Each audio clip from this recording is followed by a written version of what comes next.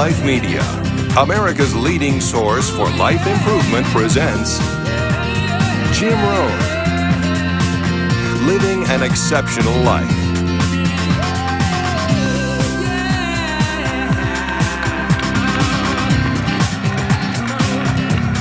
Hey, thank you.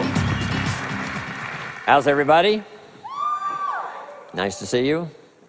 Thanks for coming today. I appreciate it very much, and I'm just delighted to be here.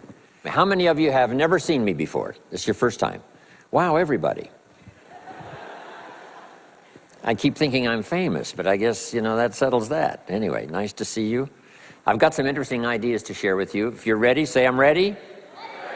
And if you'll take some good notes, I got some lists for you to make that you can take home with you and ponder at later times. Some of the things I want to share with you.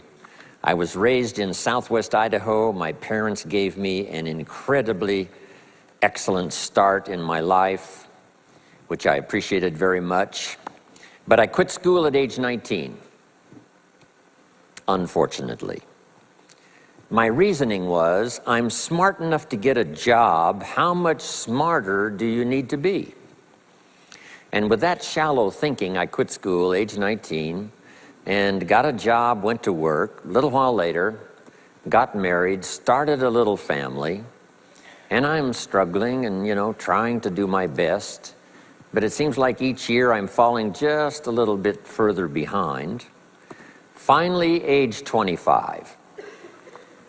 The climax of my sort of weariness with where I was, not doing as well as I thought I should, I hear a knock on my door, and I happen to be home alone. When I opened the door, there was a little Girl Scout about this tall selling Girl Scout cookies. And she gave me the finest sales presentation I've ever heard. Girl Scouts around the world, no better organization. And we've got these cookies, only $2, several flavors. And with a big smile, she very politely asked me to buy. No problem, I wanted to buy. Big problem, I haven't got $2 in my pocket. Now, I'm a grown man, I live in America, I've been to 1 year of college, I'm married, I've got a family, and I don't have $2 in my pocket. And I didn't want to tell her that. So I did what I thought was next best. I lied to her. I said, hey, look, I've already bought lots of Girl Scout cookies. I've still got plenty in the house that we haven't eaten yet. And she said, oh, that's wonderful. Thank you very much. And she leaves. When she leaves, I say to myself, I don't want to live like this anymore. I mean, how low can you get lying to a Girl Scout? I mean, that's about as low as you can go. But I promised myself that day I was going to start my search of finding opportunity, finding somebody who could teach me and coach me on doing much better for myself and for my family and for my future. And shortly after that, I met a most extraordinary man, very wealthy, but a friend of mine said, you got to meet this man. He's rich, but he's easy to talk to. He's got a unique philosophy of business and life. And the more he told me about this man, the more I said, I've got to meet this guy. And shortly after that, I had a chance to meet him. Sure enough, when I met him, I was impressed. Obviously, he was rich, but he was friendly and easy to talk to. And I said to myself, if I could just get around someone like him, and if he would coach me, I would be willing to learn anything. I'd love to be like him. Well, my good fortune was he invited me to join his company, and over the next 5 years, my dream came true. He coached me and taught me how to turn my life from pennies to fortune. And he's not alive anymore, but I'd like to pay tribute to him one more time, Mr. Earl Schoaf, for the dramatic impact he had on my life, especially during that 5-year period. And so my whole life turned around. I made my fortune by the time I was 32, starting at age 25. And some of the ideas that I want to share with you today came from that 5-year experience. Then from there, I got into lecturing and giving seminars, and I've written a few books. and my career now spans about 41 years. But I'll never forget the impact this gentleman had on my life with a few simple concepts that totally changed my life, changed my future, and changed everything. Jim Rohn's view of the 21st century. Here's number one: unprecedented opportunity. We not only have begun a new century, century 21, it's a new millennium. A millennium is a 1,000-year period. We've had 6 so far. This is the beginning of the 7th millennium, and some scholars tell us that this could very well be an extraordinary time for the human race, this 7th millennium. And there's probably a lot of good reason that that is probably true. Unprecedented opportunity. We've now got the technology. We pick up a telephone now and talk to somebody on the other side of the world. Transportation now is so easy. I get on an airplane in Los Angeles, and 13 hours later, I'm in Tokyo. 5 meals, 3 movies, and you're there. I mean, you know, it's a simple deal. Anyway, we've got technology, we've got transportation, we've got all the rest, right? So this is going to be a time of unprecedented opportunity in every field you can imagine, every industry, every country. It's going to be the greatest period of opportunity time in the history of the human race, the 21st century, especially these opening years of the 21st century. So that's number one, unprecedented opportunity. Now here's the second note to take. Now also keen competition, because we now play the world game. And it's not just competition across the street and company to company and, you know, division to division and, you know, company to company. Now it's worldwide competition. A job now becomes available. Does it go to someone in Minnesota or someone in India? Worldwide competition. So now you've got to be ready to cash in on the opportunity, but you've also got to be ready for the competition. So I've got some interesting ideas on how to be prepared for both opportunity and competition in these opening years of the 21st century. Here's some of my best advice. Number one, you've got to have more than one skill.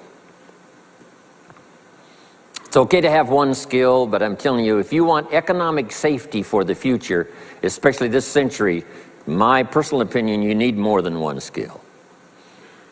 We've seen people, right, the last 15, 20 years that only had one skill, worked for this company for a long time. The division the guy worked for got chopped, eliminated. Now he loses his job. Now he tells us he's in economic distress. Why would that be? Simple answer. He only had one skill. So for economic safety for the future, my personal advice, you gotta have more than one skill. In fact, it led me to my first fortune, and that was learning more than one skill. I started learning these extra skills in Idaho, where I grew up. I knew how to milk cows, but it didn't pay very well. Then someone gave me this incredible advice. If you want to lay the foundation for a future fortune, you've got to learn more than one skill. And I started that process age 25. Here's the first one, and I started part-time, a little sales job that I got. A product that I believed in, learned how to present it well enough for somebody to say yes, gave excellent service so that that would lead to multiple sales, and this little extra part-time job in sales absolutely started multiplying my income. From milking cows, now I've got this ability now to start getting customers, keep them serviced, and make some money in this extra skill. So now I've got 2 skills, milking cows and finding customers. Here's the next skill I learned, just to give you a quick list. Next was finding good people. If you've got a little enterprise going and you need some people, you have to just go look for them. And when I learned this skill, finding good people for my little enterprise, I couldn't believe how it drastically changed my income. My income now starts to multiply, not just increase. So now I've got what? 3 skills: milking cows, getting customers, finding good people. I'm on my way. Here's the next one that paid me big money, in case you're interested, and that's organizing. Organizing simply means getting people to work together. Big challenge, but if you learn this skill, getting people to work together, they pay extraordinary money. Here's the next one that really increased my income substantially, and that's promotion and recognition. Rewarding people for small steps of progress. I mastered this one. And here's the philosophy behind it. Be so busy giving other people recognition, you really don't need it for yourself. I mastered this. Guess what it pays? Big money. Let me just give you one more, and it's in 3 parts. And that's communication. Learning to affect other people with your language. Of all the things not to be lazy about, it's language, because words can work miracles. And communication I found in 3 parts. Here's number 1, training, showing somebody how the job works. Showing somebody how the business works. We call that training. I got good at that, paid big money. Here was the next one, teaching. Teaching people how life works. Teaching people how to set goals. Teaching how to become a leader, manager, entrepreneur. Stepping up to the higher opportunity and better challenge. This one paid me extraordinary money. But this one paid the best. Learning to inspire. Helping people to see themselves better than they are. So I've got how many skills, right? A big long list. So safety, economic safety for the future, especially the opening years of the 21st century. Learn more than one skill. Here's number 2. It would be good to learn more than one language. Some of my business colleagues who speak 3 or 4 languages earn $3-4 million a year. One of my friends, Leon Weisbein from Russia, I remember when he was making $3 million a year, he spoke 3 languages.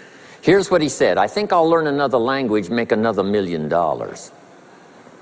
Those extra languages are so valuable. When I travel the world, I got to find somebody that knows more than one language, or I'm in deep trouble. If you think the time has passed you by to learn that 2nd, 3rd language, make this note. You heard it from Jim Rohn. Give it as a gift to your children. The 2nd language. Maybe that'll inspire them to learn the 3rd language, and then no telling where it might go from there. I asked a school teacher one time, how many languages can a child learn? Here's what she said, as many as you will teach them. They don't lack capacity, they don't lack intelligence, they certainly don't lack curiosity, they only lack a teacher. So you got my good advice now? More than one skill, more than one language, here's the rest. Learn the simple economic formula that works for everybody, and I can give it to you in just a couple of sentences. A simple economic formula, kids can understand it, anybody can understand it. Anybody that wants to get paid, here's the language for your notes. We get paid for bringing value to the marketplace. That's as simple as you can put economics. Anybody that wants to get paid. You get paid for bringing value to the marketplace. The marketplace is the people. Now, the value we bring is one part of it, a product or a service, but here's the other part, the value you become. So just off to the side, put the value is 2 parts. The value you bring, like a product. If you manufactured it, you might keep improving the product. If someone else manufactured it and you're out selling it, they probably keep improving the product.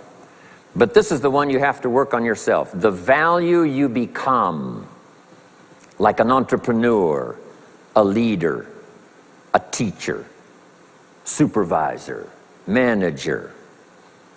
What you become also pays much more than what you bring. Once I understood that, then here's what my mentor said. Go to work on yourself harder than you work on your job. If you work hard on your job, you can make a living. Then he said, if you work hard on yourself, you could make a fortune. So I worked hard on my job and made a living, but I learned, starting with those extra hours per week, learning these extra skills, I started working on myself. And here's a philosophical phrase everybody should take home. Here it is. Success is something you attract by becoming an attractive person. Success is not something you pursue. It's what you attract by becoming attractive. By becoming attractive to the marketplace. What would do that? Multiple skills, multiple languages, and then some of the things I'm going to talk about the rest of the seminar. So, now what else would help you to be attractive to the marketplace besides more than one skill and more than one languages? I've divided it into five simple, basic fundamentals of ideas to ponder and think about that will increase your value to the marketplace. Could perhaps, like it did for me, multiply your income by 2, and then multiply it by 3, and then multiply your income by 4, and then by 5. And once you get there, it's not that difficult to multiply it by 10, because all you have to do is make sure you become more valuable and more valuable and more valuable. You don't have to work on the economy, because here's the first note. Each person's income is determined primarily by their philosophy, not by the economy. Once I understood that, then I said, well, I don't have to go to work on the economy. And the answer was no. You only have to go to work on yourself to make yourself more valuable. So now here's 5 things I want to share with you. And the first one is your personal philosophy. What could get you more prepared and ready for cashing in on the opportunity of the 21st century? And here's the first one, personal philosophy. Your personal philosophy is like a guidance system that helps you make decisions what to do, what not to do. From the information you get and what you learn and what you know, we decide. Maybe your philosophy would have been 5 years ago never to attend seminars like this. You just didn't go. Now 5 years later, here you are. Something happened along the way to change your mindset, saying, hey, for the money and the time, if I just get one good idea and walk away, it certainly is worth the money and the time. So now that little amendment in your philosophy, you now say, I'm going to regularly go, because it doesn't take but a few ideas to make a great difference in your income, personal life, social life, and all the rest. So now you know that's valuable. A change of mind, a change of idea. So that's what personal philosophy is all about. The more we learn, the more we know, the better we're able to make better decisions about 2 major things. Your philosophical guidance system does 2 things.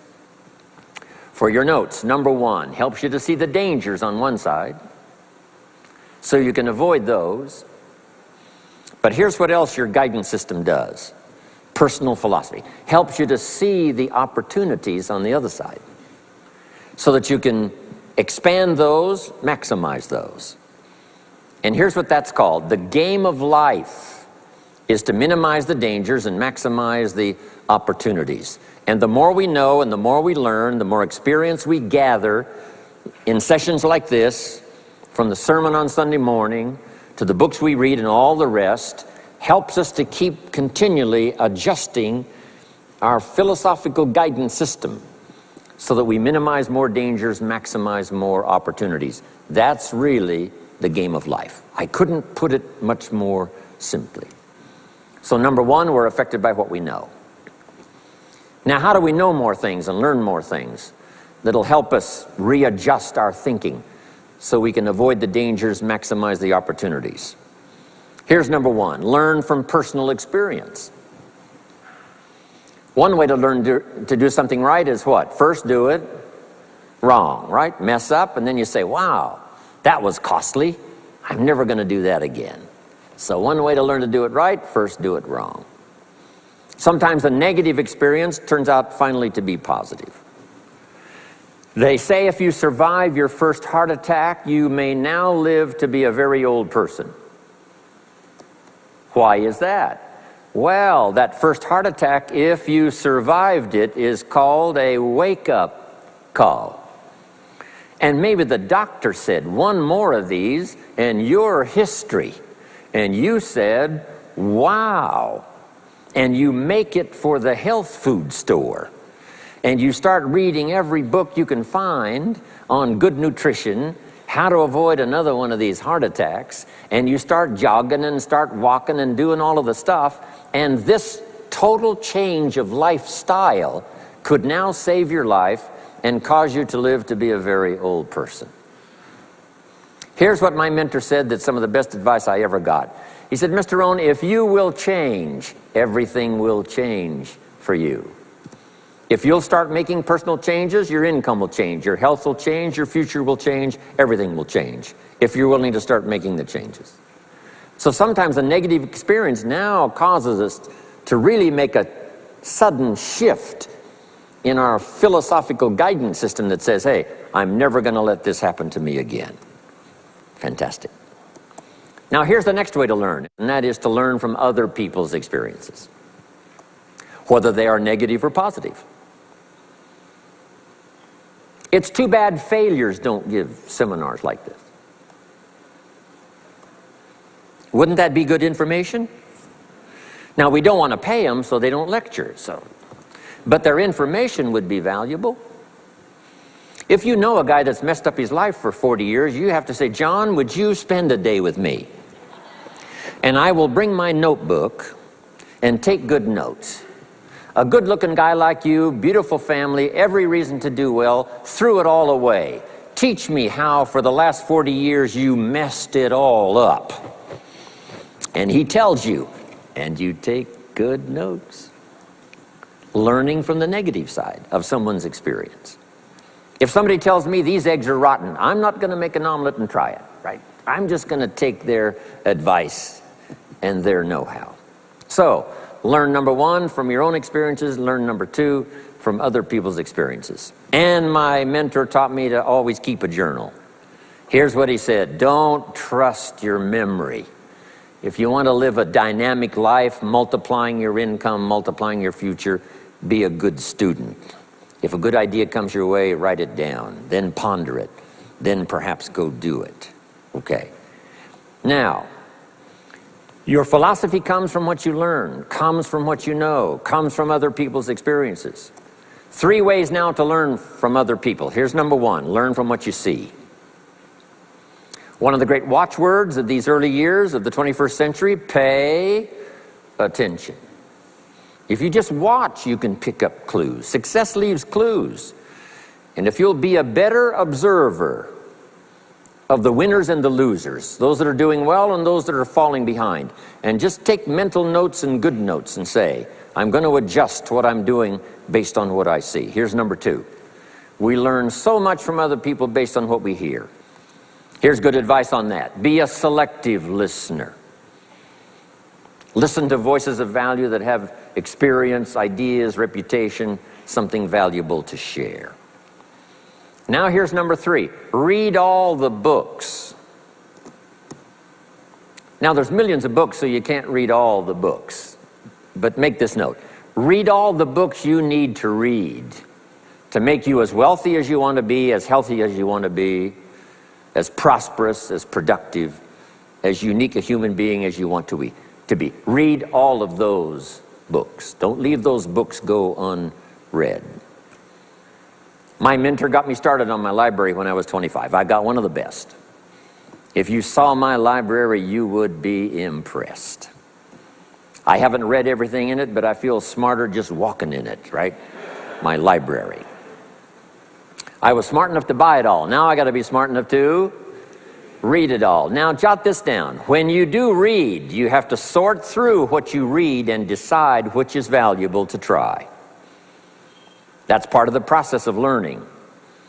Gathering information and sorting through it. One, the information that would apply to you, and what you think would be valuable based on your current philosophical opinion.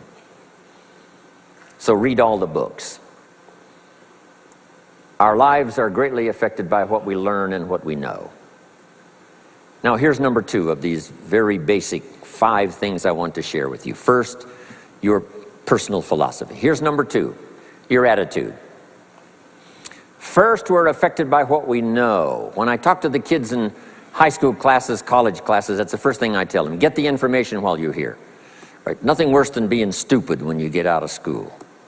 So get the information. Being broke is bad, but being stupid is what's really bad. And what's really, really bad is being broke and stupid. Nothing much worse than that, unless you're sick. Right? Sick, broke, and stupid. That's about as far as you can fall unless you're ugly, right? But surely that would be the ultimate, right? The ultimate negative life. Ugly, sick, broke, and stupid. So learn all you can. We're affected by what we know, so get the information. Don't be lazy in learning. Don't be lazy in going through the books, building your library, coming to classes like this consistently. Some of them will be so dramatic, your life will never be the same. Maybe this is one of those today. Next, we're affected by how we feel, attitude. This is the emotional part. We need the intellectual part to set sail. So as the winds blow, we can still get where we want to go. Redefine, keep strengthening our psychological and philosophical guidance system. But now we're also affected by the emotions. That's the power. And jot these notes down as I hurry along now. 4 things to consider on attitude and how you feel. Here's number 1. It's how you feel about the past. It's important to make the past useful. Past experience, even past losses, past failures, as well as successes. To review it and go back over it, see where you went wrong, correct that, invest that now in the future. Don't live in the past, and don't carry the past around like a burden, but simply use your past as one of your mentors to help refine mistakes, make some changes that you can invest now in the future. Here's the second attitude. It's how you feel about the future. We look back for experience, but number 2, we look forward for inspiration. Now, where does the inspiration come from? Looking forward. Here it is, learning to set goals. Number 1, decide what you want. Takes more than 5 minutes. Take some time and decide what you want. Where do you want to go? What do you want to do the next 10 years, 20 years? What would you like to become? How many skills would you like to learn? What are the books you want to read? How about the people you want to meet? The cities you want to visit? Experiences you'd like to have over this next period of time? Start thinking about all of that. Here's the next key. Write it all down.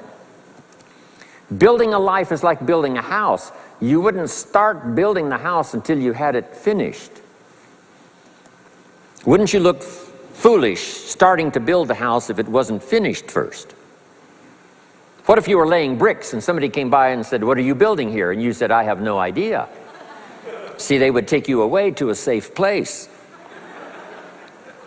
So building a life is a lot more important than building a house.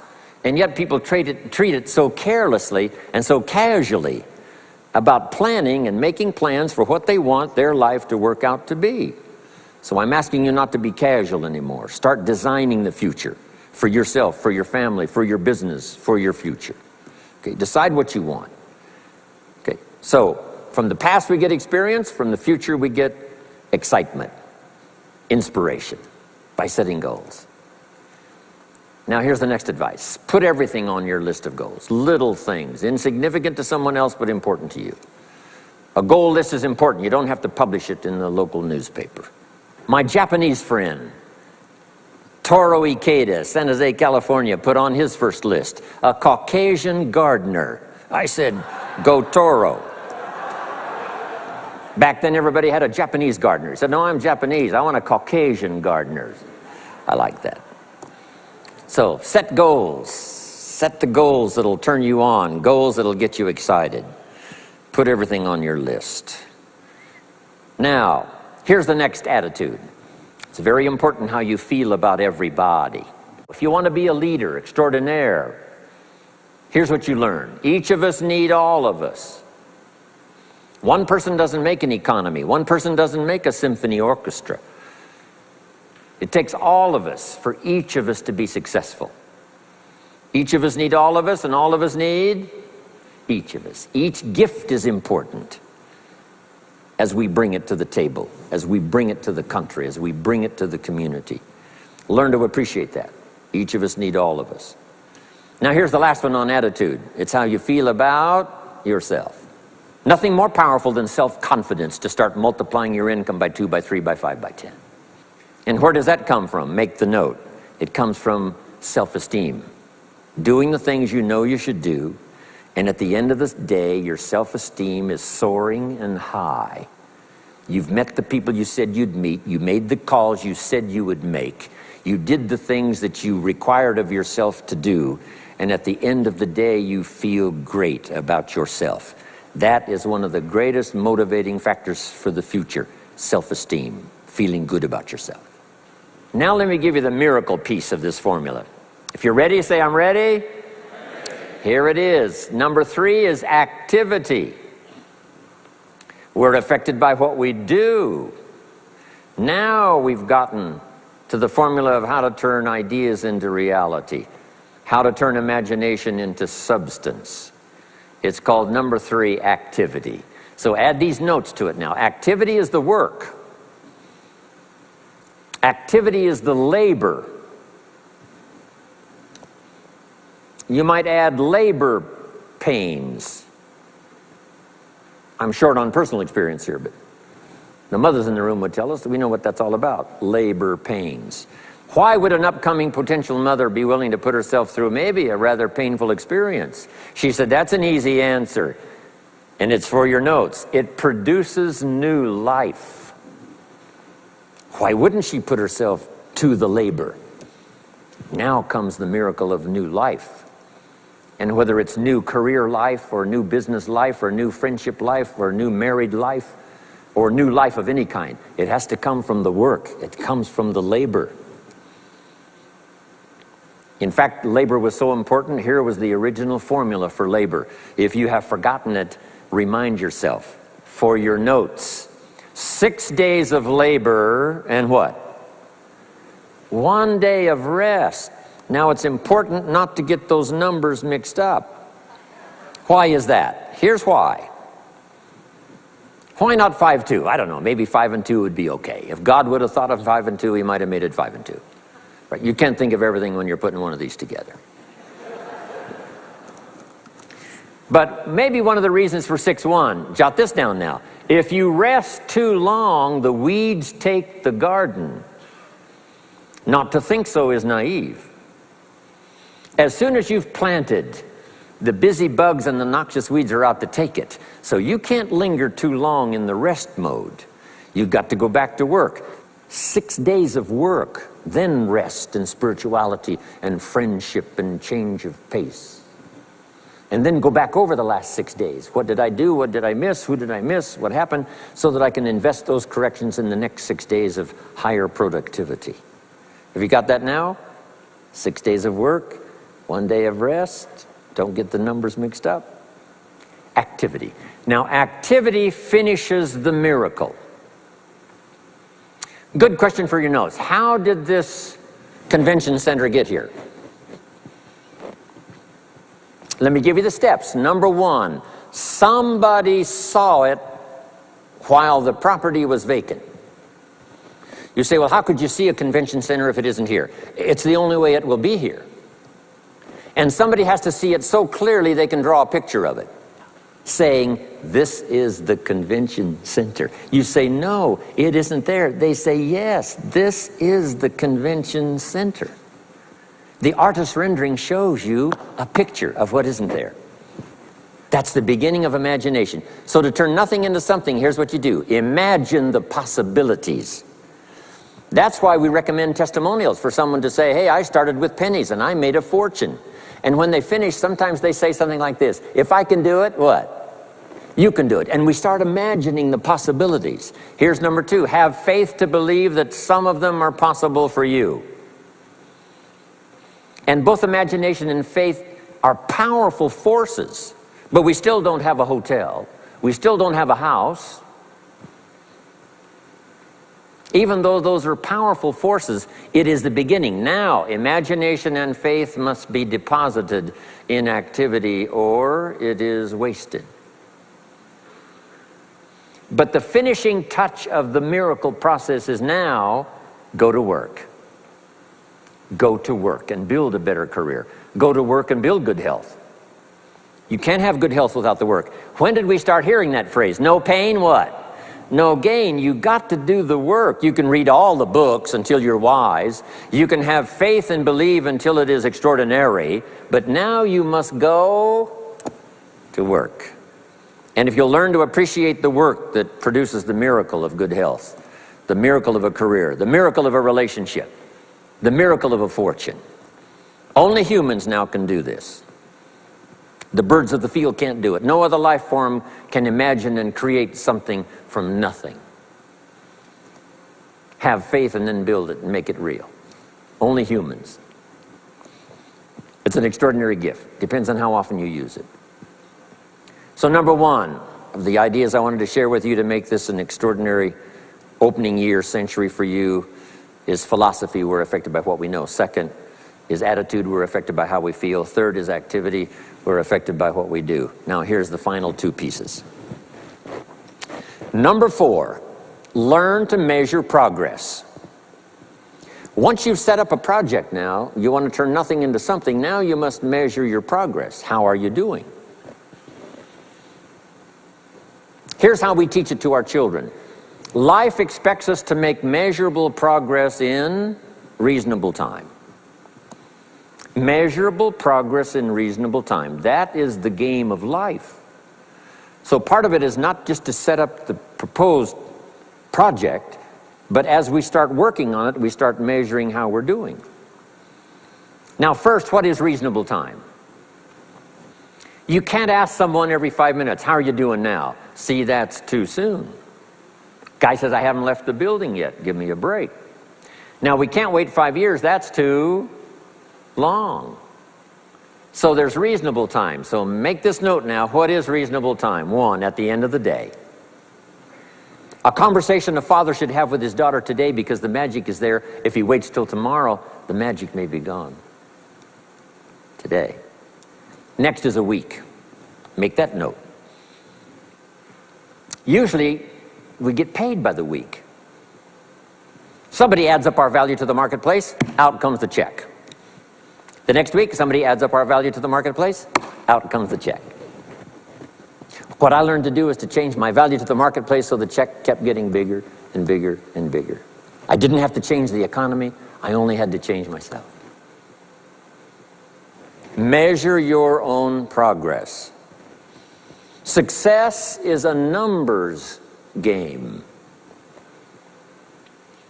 We demanded of our children, how many years do you want your child to spend in 4th grade?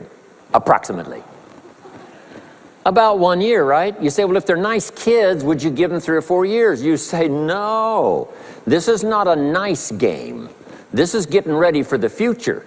This is getting ready for the challenges and the opportunities. You can't linger in 1 grade more than 1 year.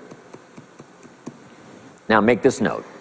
The same should go for us as adults. Don't linger more than 1 year in 1 grade of learning. Adult, management, entrepreneurship, leaderships of all kind. Keep up the pace of learning. Okay. The numbers. Measure. Count. Now here's the key. Face the truth. If you're only making this much progress, you know, there's no use trying to kid the world, no use trying to kid anybody else, and especially don't kid yourself. If in a period of time you've only made so much progress, you just got to swallow hard and say, this is the truth. I've got to face it. Now, what could I do to start increasing my progress and make my health better, make my income better, make my investments better, make my value to the marketplace much better, get busy learning the 2nd skill and the 3rd skill and the next language and the next language to increase my value. I got to get busy and do that. See, if you will do that, I promise you, one of the greatest motivating factors in the world is progress. And if you'll measure it, you'll get excited. Now here's number 5 of the 5 major things I wanted to share with you to make these opening years of the 21st century really pay off for you. And here's the word, lifestyle. Learning to live well, because the ultimate essence of life is not a Ferrari. The ultimate essence is not a home. The ultimate essence is not a bank account. It's not $1 million. It's not a fortune. Here it is. The ultimate essence of life is learning to live a good life. That's the key. Whether you have modest resources or whether you have mega millions, either way, the real key is learning to live a good life. And so in my closing 5 minutes, let me give you what I think is a good list. Now this is the short list. In other presentations I cover a longer list, but this is called Jim Rohn's short list for living the good life. Here it is. Number 1, productivity. You really won't be that happy if you don't produce. And here's the next bit of advice on that. Produce to the max if you possibly can. To produce a little is okay. To produce enough is okay. To produce some to get by is all right. But why not try productivity to the max? Andrew Carnegie, who built the steel industry back in the 30s, here's what Andrew said. I'm going to spend the first half of my life accumulating money. I'm going to spend the last half of my life giving it all away.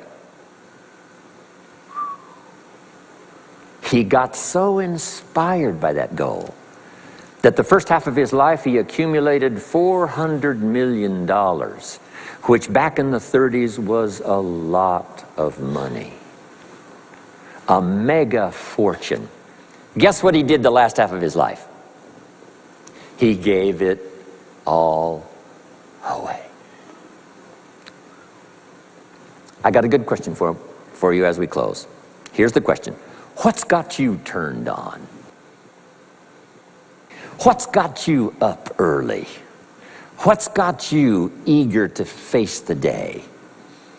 What's got you inspired to learn the extra skill, put in the extra time, go the extra mile, learn how to work with people, guarantee your future? Good question.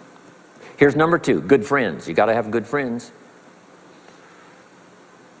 The best support system in the world is good friends. Collect and nourish those as priceless. Good friends are those wonderful people who know all about you and still like you. Those are good friends. Here's number 3, your heritage. What's made America so unique among all the nations of the world and the greatest experiment in the history of the world? And that is the depository of gifts that have come to America over the last 300 or 400 years. The heritage from all walks of life, all over the world. Now the key to keeping America vital and powerful and unique for generations to come is to keep alive these heritages. The music, the dance, the costume, the customs, the literature, the poetry, and all the rest combined together, making us an extraordinary, unusual nation among nations. Keep your heritage alive. Here's number 4, your spirituality. Whatever you believe in terms of spirituality, that's important. And I've got 3 words for you to consider. Here they are. Study, practice, and teach. Whatever you believe in terms of spirituality, study, practice, and teach. Don't leave your spirituality unstudied, don't leave it unpracticed, and don't leave it untaught. It's one of the major components of a good life. And now to close for your notes. Take special care of the inner circle. Family, close friends. Nourish them, they will nourish you. Inspire them, they will inspire you. And take care of the details, the little things that makes it special for family and friends. When my father was still alive after my mother died, my father lived about another 7, 8 years. When I used to travel, I would try to call him while he was having breakfast with the farmers, southwest Idaho. Make a special day. If I'm in Israel, I got to get up in the middle of the night, but I call in the middle of the night, Papa, I'm in Israel. And they would bring him the phone in this little cafe called the Decoy Inn. And Papa would say, Israel, son, how are things in Israel? And he'd talk real loud so everybody could hear. Right? Say, Papa, they gave me a reception last night on the rooftop overlooking the Mediterranean. He'd say, overlooking the Mediterranean. Now he's got a story to tell for the rest of the day. My son called me this morning while I was having breakfast with the farmers. I know he had to get up in the middle of the night. Special days. One more scene. I thought about my father walking down the lane on the farm to the mailbox, opening it up. And this is for your notes. Make sure the mailbox is not empty. My father lived to be 93. What kind of an experience would that be for a day? Age 93, open the mailbox and it's empty. Even if it's just a postcard, make sure the mailbox is not empty. The details, the inner circle. And now here's the last. Maybe, just maybe, some of the things I've shared with you have been seeds that have fallen on your consciousness at the right time.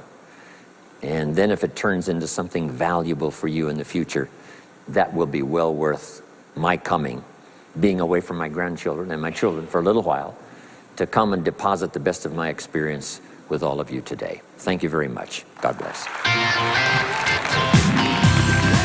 We hope you've enjoyed this special presentation of Jim Rohn's Living an Exceptional Life. If you'd like to own a copy of this program or any of Better Life Media's programs, please visit our website at betterlifemedia.com, where you'll find all types of valuable life improvement information.